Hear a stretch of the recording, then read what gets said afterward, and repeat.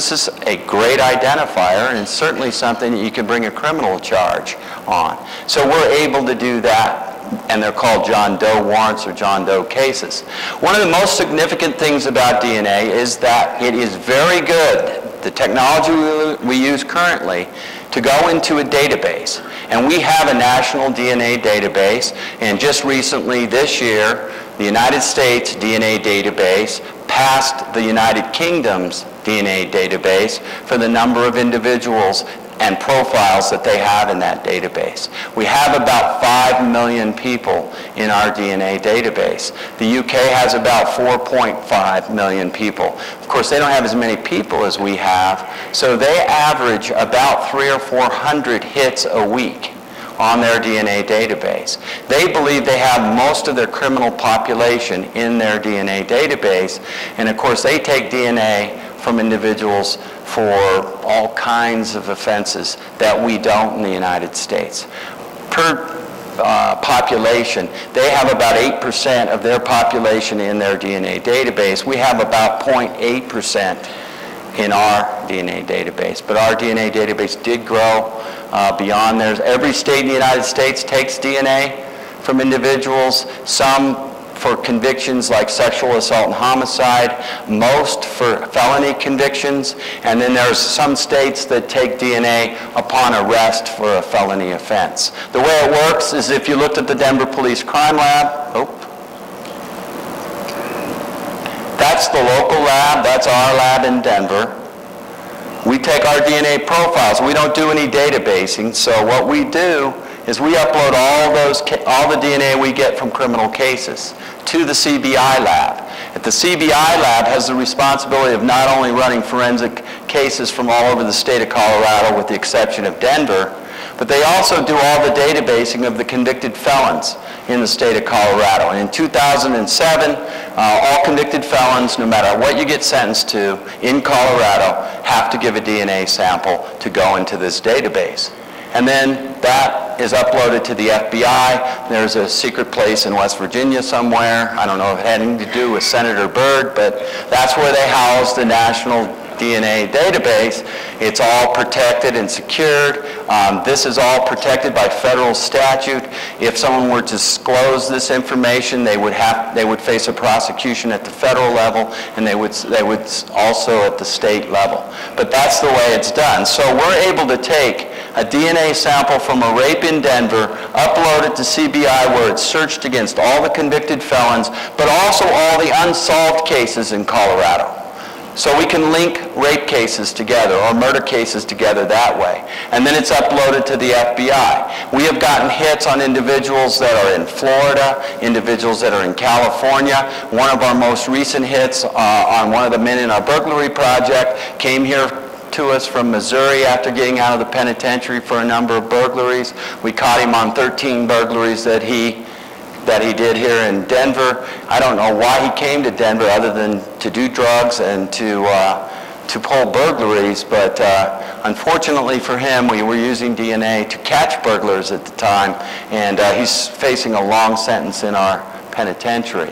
You may have heard about our cold case project. This is the most aggressive cold case project in the United States.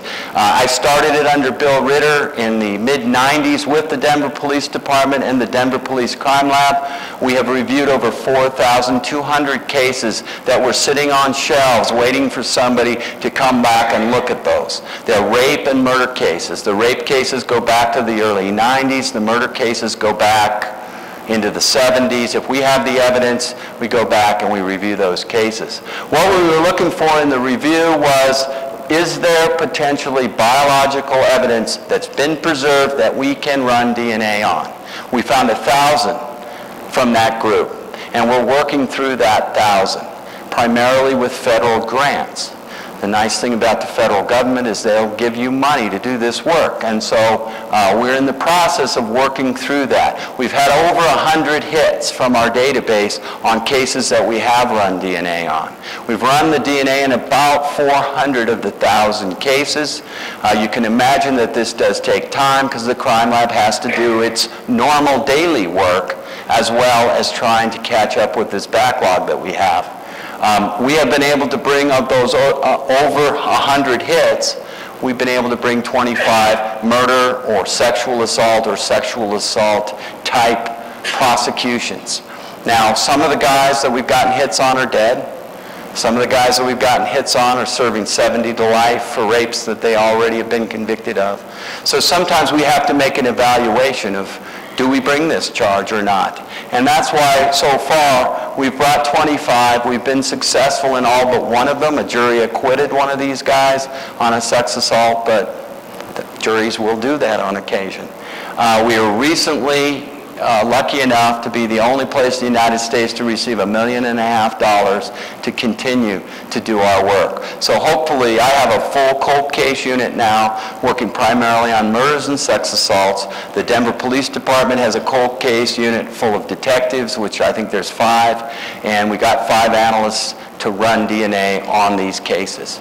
We know there will be hopefully be a day that this cold case work will be done. And we will be then working on current cases, caught up, and hopefully kept a lot of bad guys off the street. The nice thing about this is most of these guys are already in the penitentiary. So we know when they're getting out. We had a man that raped a 9-year-old girl and her mother down in Curtis Park. We looked him up when we got our hit. He was in the penitentiary. But we saw he was paroling. So the day he paroled, we ruined his parole day by charging him with a rape that he thought he'd gotten away with. We were able to bring him from the Department of Corrections to our Denver County Jail. We convicted him, and we sent him back to the penitentiary for 130 years. So he didn't walk the streets of Denver again, which I think is a good thing, considering that his history was rape.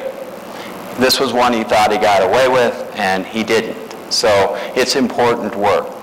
Our newspaper reporter asked me, this cold case work, isn't this a waste of taxpayers' money? And I said, I guess you'd have to ask those victims that have been waiting for 10 years, or those victims' families on murder victims that have been waiting for 30 years for the answer.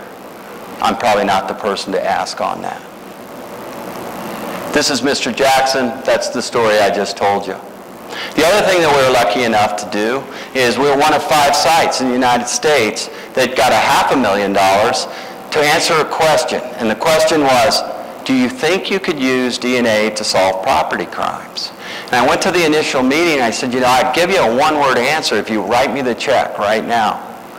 Of course, the answer is yes.